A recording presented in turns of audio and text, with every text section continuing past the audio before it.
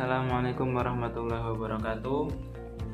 Saya perwakilan dari kelompok 6 mata kuliah asuransi dan pegadaian.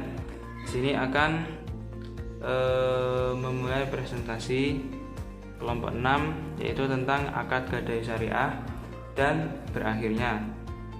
Langsung saja ke materi pertama, yaitu tentang akad gadai syariah, tentang pengertian akad gadai itu sendiri. Gadai dalam bahasa Arab yaitu arahan. Arahan ini dalam secara bahasa yaitu menggadaikan, sedangkan secara istilah arahan yaitu adalah suatu jenis perjanjian untuk menahan suatu barang sebagai tanggungan utang. Di sini terdapat banyak macam yaitu pendapat dari para ulama mengenai pengertian dari arahan. Namun dapat disimpulkan yaitu suatu hak yang diperoleh oleh orang yang berpiutang atas suatu benda berharga yang diberikan oleh orang yang berutang sebagai jaminan jika orang yang berutang tidak mampu melunasi utangnya. Kemudian di sini terdapat dasar hukum gadai, yaitu dapat kita lihat dari Al-Quran, As-Sunnah, dan ijma' para ulama. Yang pertama dari Al-Quran sendiri, yaitu dapat kita lihat pada Quran surah Al-Baqarah ayat 283. Kemudian pada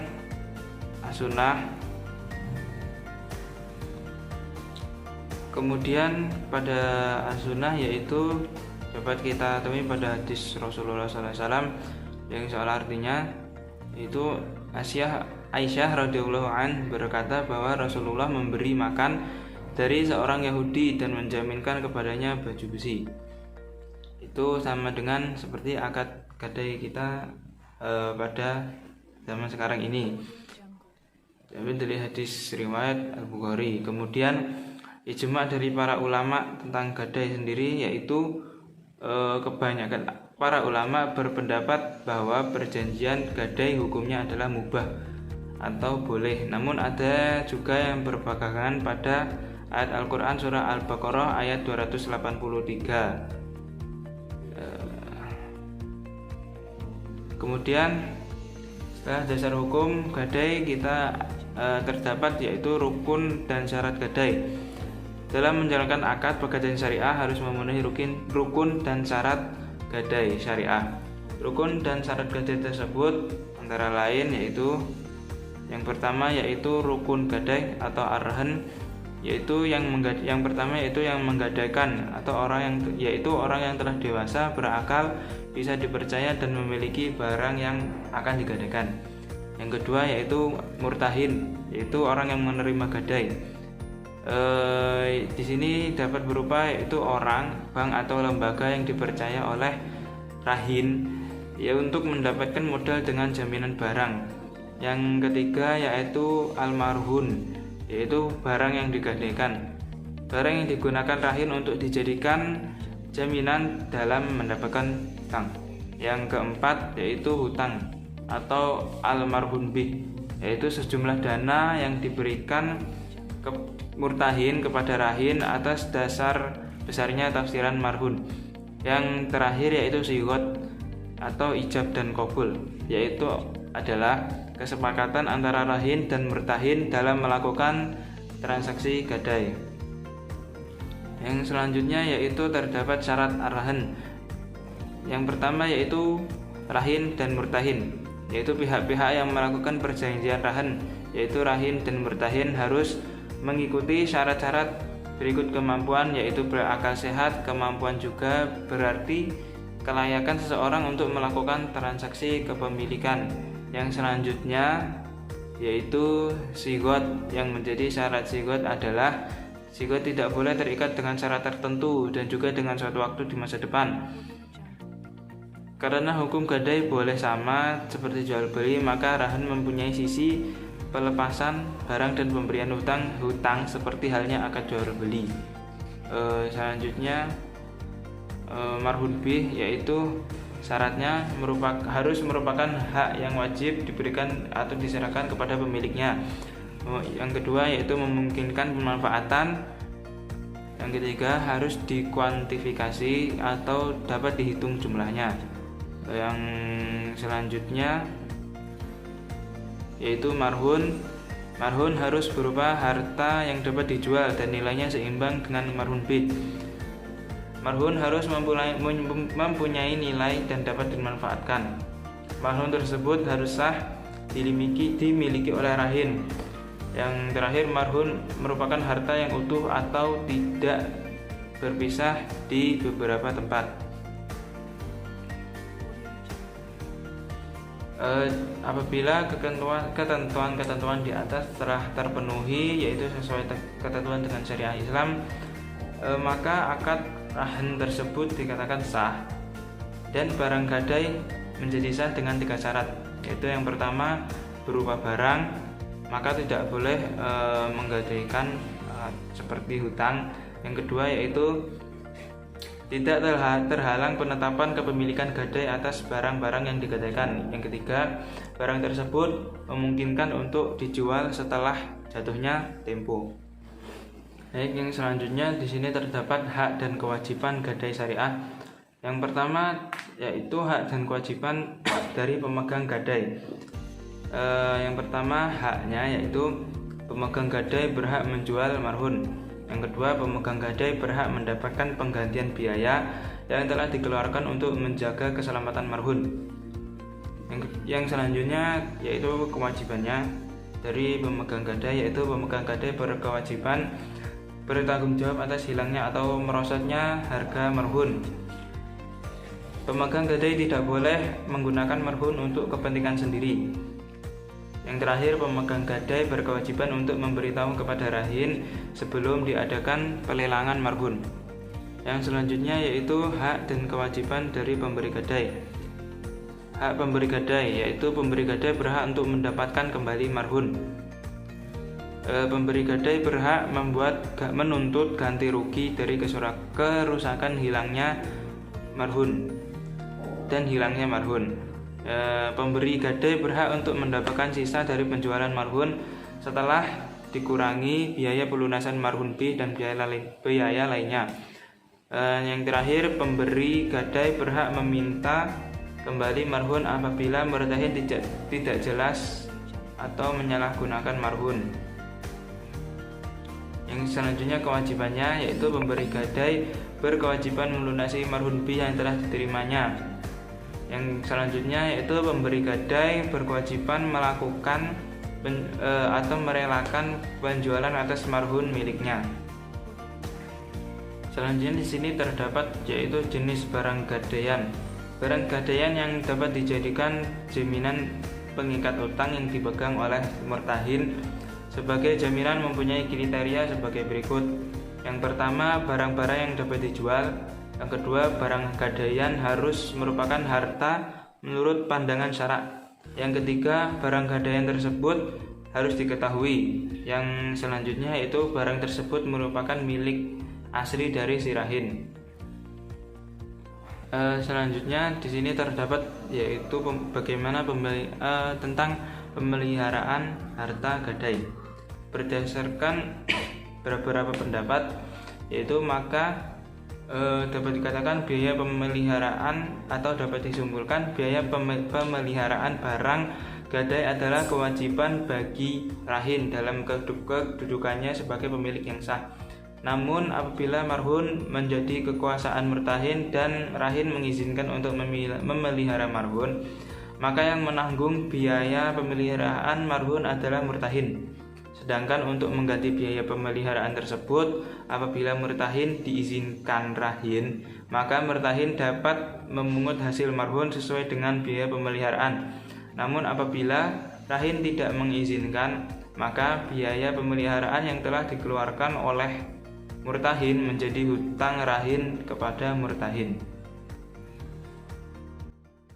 Qardul Hasan. Pengertian Al-Qardul Hasan. Menurut bahasa, Al-Qardu berarti potongan dan harta yang diberikan kepada orang yang meminjam. Dinamakan qard karena ia adalah satu potongan dari harta orang yang meminjam. Sedangkan kata hasan yang berarti kebaikan. Sedangkan menurut hukum syara, para ahli fikih mendefinisikan qard sebagai berikut. Yang pertama, menurut mazhab Hanafi, al-qard adalah harta benda mitsli yang punya persamaan yang kamu serahkan kepada seseorang dengan harapan kamu mendapat pemenuhan barang yang sama dengannya. Yang kedua, menurut mazhab Maliki, al-qard adalah jika seseorang menyerahkan kepada orang lain suatu yang mempunyai nilai harta semata-mata untuk mengutamakan kepentingan, dalam arti penyerahan tadi dikehendaki diperbolehkannya peminjaman yang tidak halal, dengan janji dia mendapat ganti dalam tanggungan dengan syarat penggantinya tidak berbeda dengan modal yang diserahkan. Menurut mazhab Hanbali, al-qard adalah menyerahkan harta kepada seseorang yang dapat mengambil manfaat dan ia mengembalikan gantinya. Menurut mazhab Syafi'i, al-qard adalah akad perjanjian yang dibuat oleh pemiutang untuk memindahkan pemilikan harta kepada peminjam, di mana peminjam berjanji akan mengembalikan semua barang digantinya. Dari definisi tersebut bahwa sesungguhnya al-qard merupakan salah satu jenis pendekatan untuk mendekatkan diri kepada Allah dan merupakan jenis muamalah yang tercorak ta'awun, pertolongan kepada pihak lain untuk memenuhi kebutuhannya, karena muktarid tidak diwajibkan memberi iwat tambahan dalam pemberian harta yang dipinjamkan kepada mutarik, karena al-qard menumbuhkan sifat lemah lembut kepada manusia, mengasihi dan memberikan kemudahan dalam urusan mereka serta memberikan jalan keluar dari duka kabut menyelimuti mereka. Adapun rukun dan syarat al-qardul hasan, pada umumnya aspek hukum keperdataan Islam dalam bentuk transaksi baik berupa jual beli, sewa menyewa maupun semacamnya mempersyaratkan rukun dan syarat sah transaksi tersebut, termasuk dalam transaksi al-qard yang mempunyai rukun dan syarat sebagai berikut. Yang pertama, rukun qard, yaitu mukrid, pemilik barang, muktarid, meminjam, sigat, ijab kabul, dan qard, uang atau barang yang dipinjam. Yang kedua adalah syarat al-qard. Al-qard atau barang yang dipinjamkan harus yang memiliki manfaat, tidak sah jika tidak ada kemungkinan pemanfaatan, karena al-qard adalah akad terhadap harta. Kemudian al-qard tidak bisa dilaksanakan kecuali dengan ijab kabul, seperti halnya jual beli.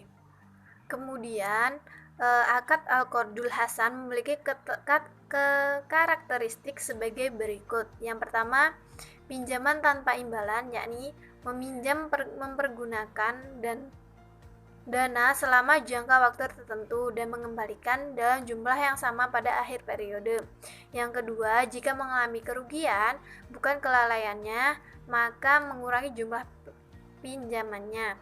Yang selanjutnya pelaporan, yaitu pelaporan sumber dan penggunaan dana qardul hasan. Baiklah, nama saya Miftahul Khairiyah, NPM 1804040066 akan menjelaskan materi mengenai akad gadai al-mudharabah. Dalam akad ini, pegadaian syariah sebagai sohibul mal atau penyandang dana dan rahin sebagai mudharib atau pengelola dana. Akad mudharabah hanya dapat diterapkan pada rahin yang menginginkan gadai barang untuk keperluan produktif. Artinya, dengan menggadaikan barangnya, rahin tersebut mengharapkan adanya modal kerja. Marhun yang dijaminkan adalah barang yang dapat dimanfaatkan atau tidak dapat dimanfaatkan atau dikelola oleh rahin dan murtahin.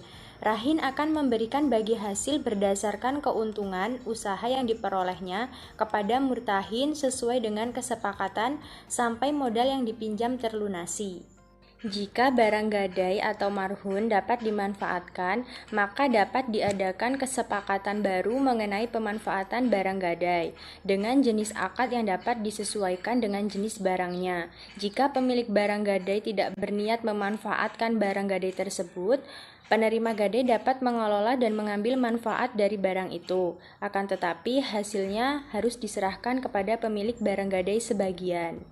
Kemudian ketentuan akad mudharabah yang pertama, jenis barang gadai dalam akad ini adalah semua jenis barang asal bisa dimanfaatkan, baik berupa barang bergerak maupun tidak bergerak, seperti kendaraan bermotor, barang elektronik, tanah, rumah, bangunan, dan lain sebagainya. Kemudian yang kedua, keuntungan yang dibagikan kepada pemilik barang gadai adalah keuntungan setelah dikurangi biaya pengelolaan. Adapun ketentuan persentase nisbah bagi hasil dengan kesepakatan antara kedua belah pihak. Jadi, skema akad mudharabah itu dapat dijelaskan seperti ini. Yang pertama, rahin mendatangi murtahin untuk minta fasilitas pembiayaan dengan membawa marhun yang dapat dimanfaatkan ataupun tidak dapat dikelola yang akan diserahkan kepada murtahin. Kemudian yang kedua, penerima gadai melakukan pemeriksaan, termasuk juga menaksir harga marhun yang diberikan oleh rahin sebagai jaminan utangnya. Kemudian yang ketiga, bila persyaratan terpenuhi, maka murtahin dan rahin melakukan akad mudharabah. Dan setelah akad dilakukan, maka murtahin akan memberikan sejumlah marhum bih yang diinginkan oleh rahin dan jumlahnya disesuaikan dengan nilai taksir barang atau di bawah nilai jaminan. Setelah rahin menerima sejumlah marhum bih dari murtahin, maka selanjutnya akan melakukan negosiasi kembali marhun tersebut, yaitu apakah barang tersebut akan dikelola atau dimanfaatkan atau tidak. Jika marhun tersebut disepakati untuk dikelola, maka akan ditentukan mengenai siapa yang mengelola atau sesuai kesepakatan, dan baru dilakukan akad pemanfaatan marhun tersebut, akad sesuai dengan jenis barangnya, dan hasilnya akan dibagi bersama. Nama saya Kurnia Sani, NPM 1804041091, jurusan Ekonomi Syariah kelas A.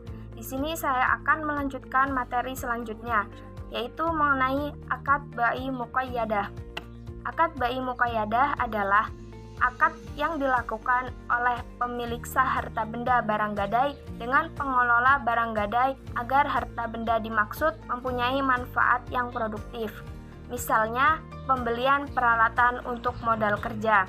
Untuk memperoleh dana pinjaman, nasabah harus menyerahkan harta benda sebagai jaminan berupa barang-barang yang dapat dimanfaatkan oleh penerima gadai, baik oleh rahin maupun murtahin.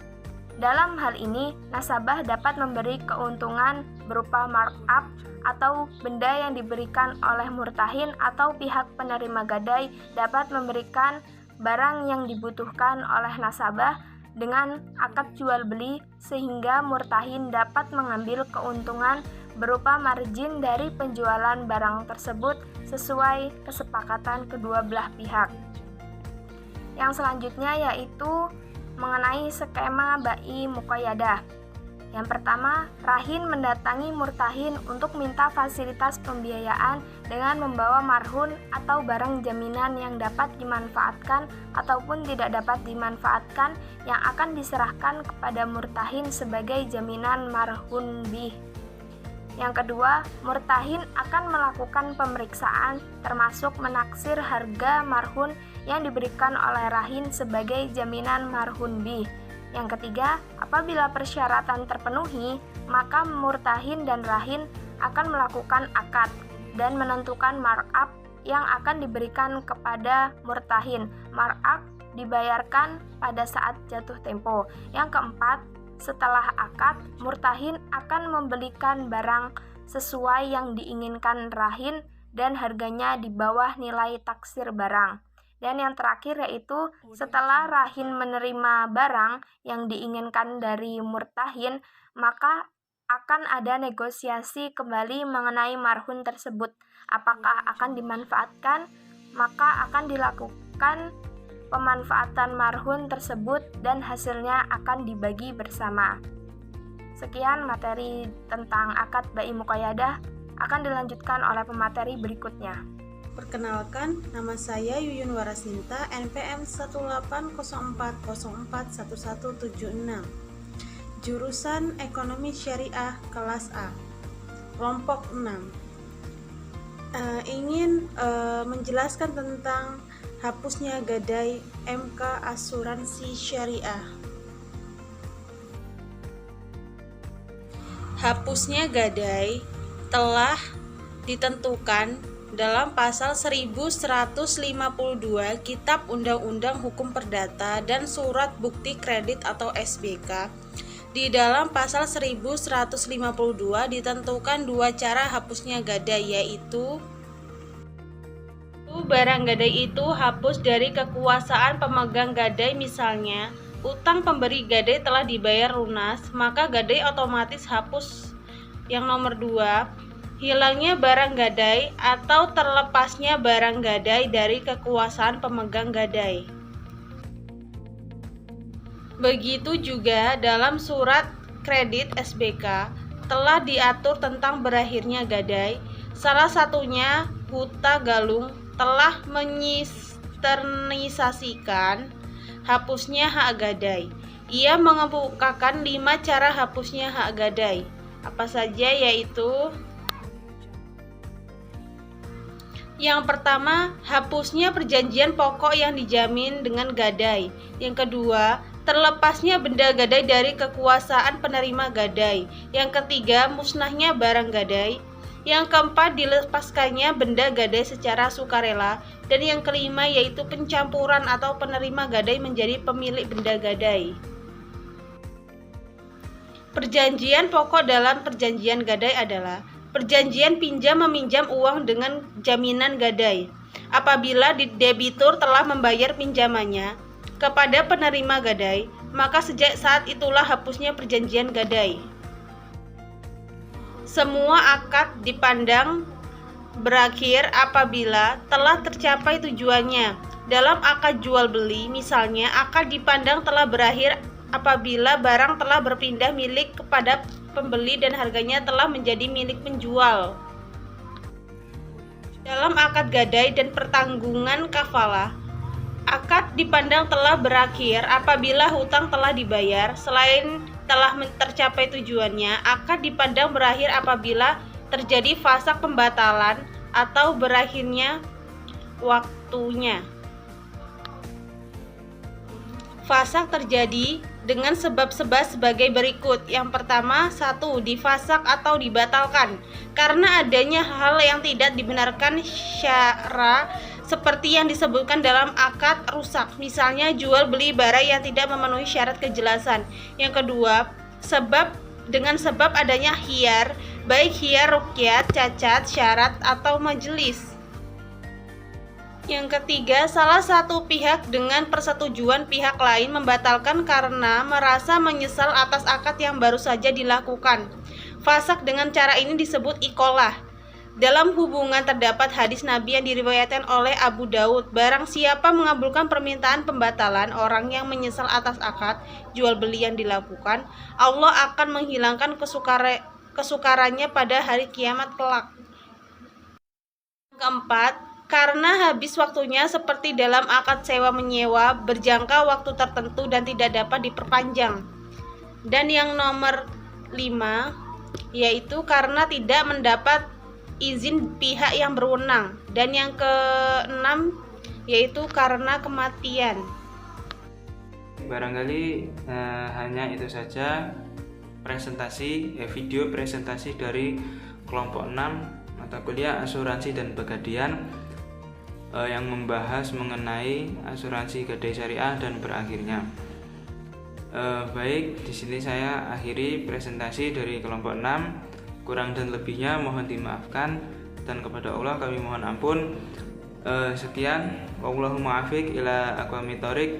Wassalamualaikum warahmatullahi wabarakatuh.